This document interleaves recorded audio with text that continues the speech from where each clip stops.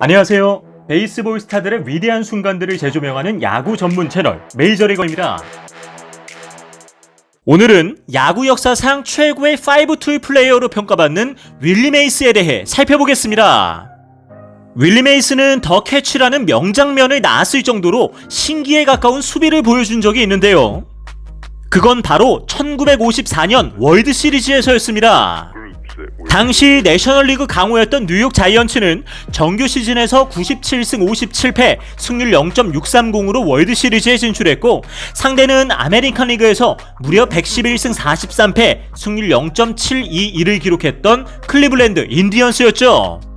8회 초 동점 상황에서 인디언스가 공격을 했는데요.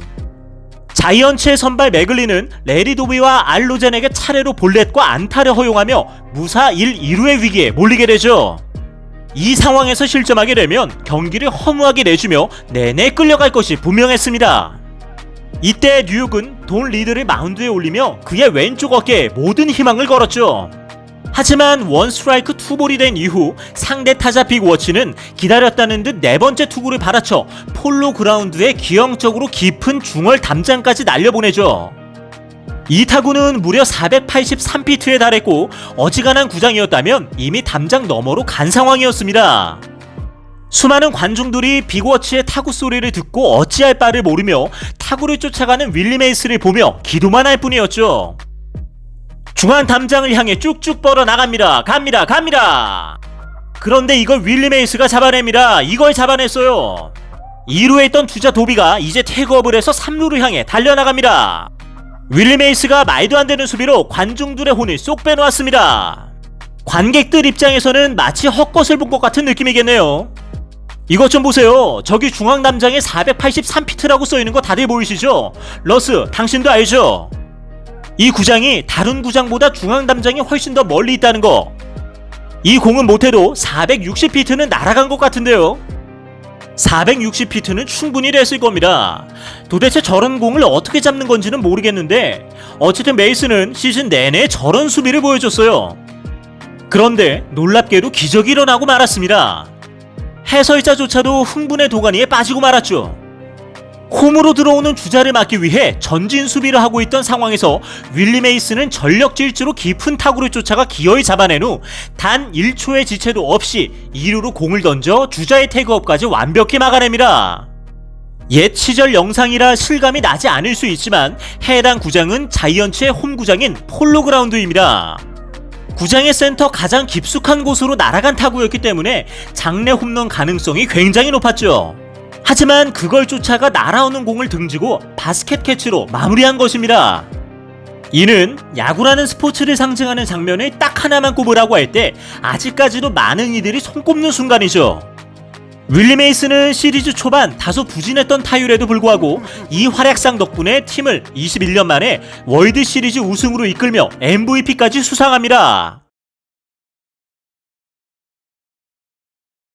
윌리 메이스는 1931년 5월 6일 엘레베마주 버밍햄의 웨스트필드에서 태어났습니다.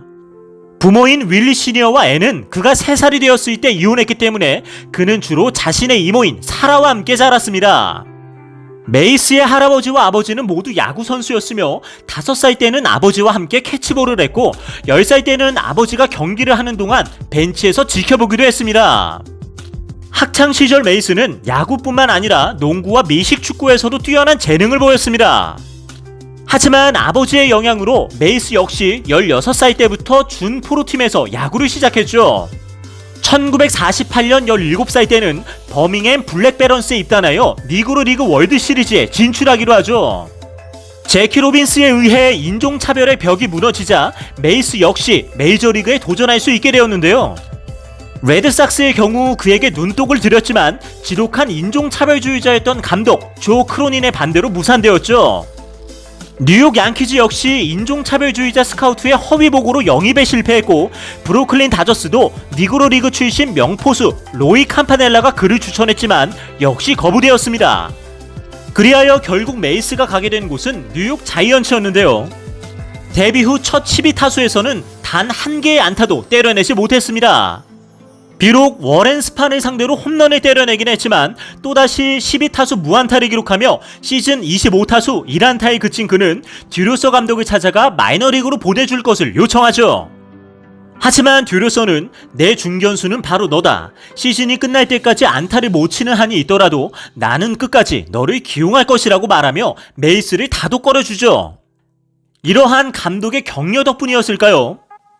메이스는 첫 시즌부터 타율 2할 7푼 4리, 출루율 3할 5푼 6리, 장타율 4할 7푼 1리, OPS 0.828, 68타점, 20홈런, 57볼넷이라는 놀라운 성적을 기록하며 신인왕에 오릅니다. 특히 1951년 8월 다저스의 13경기 반이나 뒤졌던 자이언츠는 극적인 뒤집기 우승을 차지하는데요. 그는 다저스전에서 칼 프릴로의 2루타를 잡아 99m 홈송구로 주자를 잡아내는데 결국 이것이 두 팀의 운명을 가르는 결정적 순간으로 작용하죠. 하지만 22살부터 2년간 군복무를 하느라 단 34경기밖에 출전하지 못하는 바람에 최초의 500홈런 3000안타 달성에 실패하게 되죠. 군 복무를 마친 54년부터는 말 그대로 미쳐 날뛰기 시작하는데요. 타격률 3할 4푼 5리, 출루율 4할 1푼 1리, 장타율 6할 6푼 7리, OPS 1.078, 41홈런, 110타점으로 각 부문 리그 1위와 더불어 3루타 수비 부분에서도 리그 1위에 오릅니다. 이러한 활약에 힘입어 올스타에도 선정되었고 리그 MVP까지 차지하죠. 전성기인 54년부터 66년도까지의 성적을 요약하면 그는 13년간 평균 타율 3할 1푼 5리, 출루율 3할 9푼, 장타율 6할 1리, OPS 0.992, 40홈런, 109타점, 73볼넷, 69삼진, 21도루를 기록했습니다. 3할을 넘게 치는 타자가 장타율까지 6할에 달하며 40홈런까지 때리는 파워를 지녔고 볼넷이 삼진보다 많을 정도로 선구안이 뛰어난 데다가 도루까지 잘하니 그야말로 완벽 그 자체였던 5툴 플레이어로 여겨질만 하겠죠. 1962년에도 시즌 최종전을 앞두고 자이언츠는 1위 다저스의 한 경기를 뒤지고 있었는데요. 따라서 한 경기만 패배해도 우승이 좌절되는 순간이었죠. 그런데 메이스가 1대1 동점인 8회 말 극적인 결승 솔로 홈런을 터뜨려 2대1로 승리를 확정짓죠. 반면 다저스는 세인트루이스에게 0대1로 패합니다.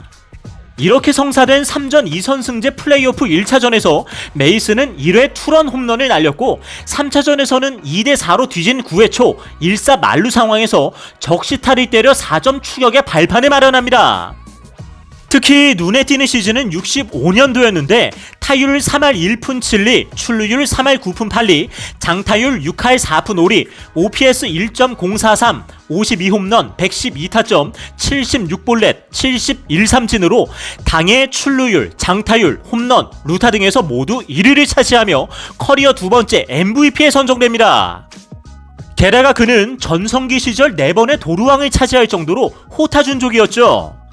수비 WAR도 1.3을 찍을 정도로 수비 능력까지 뛰어났습니다. 메이스는 자이언츠뿐만 아니라 올스타전에서도 가장 빛났던 진정한 스타였는데요. 그는 1954년 올스타전에 처음 참가한 이후로 20년간 한 해도 빠짐없이 모습을 드러냈죠. 이에 대해 테드 윌리엄스는 올스타전의 취지를 말하면서 단지 메이스를 보기 위한 무대라고 언급하기로 했습니다. 듀로서 감독은 테드 윌리엄스, 베리 본즈 등을 메이스와 구별짓는 가장 중요한 차이로 사람을 기분 좋게 만드는 능력을 꼽았습니다. 더 세이 헤이 키드라는 별명처럼 그는 세이 헤이라고 부르며 전혀 모르는 사람에게도 스스럼 없이 다가갔기 때문에 그에게는 다른 스타 플레이어들처럼 까다로운 장벽이 없었습니다. 그래서 동료 선수들과도 잘 어울렸던 것이죠. 메이저리그 최고의 스타가 된 이후에도 그는 시간만 나면 할렘 거리에 나가 나무 막대기를 들고 아이들과 함께 야구를 즐겼습니다. 이처럼 그는 베리 본즈에게서는 찾아볼 수 없는 인간미라는 6'2를 가지고 있었던 것이죠. 그랬던 덕분에 메이스는 1979년 94.7%의 득표율로 명예의 전당에 헌액됩니다. 그리고 당신이 뛰었던 기간에 가장 위대한 선수는 누구였냐는 질문에 당당하게 이렇게 대답하죠. 저였다고 생각합니다. 메이스의 이러한 답변에도 그 누구 하나 그의 말을 부정하거나 오만하다고 여긴 사람은 없었습니다. 왜냐하면 그는 평소 누구보다 겸손했으며 실제로 위대한 기록을 수도 없이 남겼기 때문이죠. 그 기록이 얼마나 대단한지 한번 살펴볼까요? 메이스의 공격 능력에 대해 한마디로 정의하자면 660홈런, 3284안타, 13년 연속 300루타라 설명할 수 있습니다. 1966년 8월 메이스는 535호 홈런을 기록하며 지미 팍스를 제치고 홈런 역대 2위에 오르죠. 1969년 9월에는 베이비 루스에 이어 역대 두 번째로 600홈런을 달성합니다.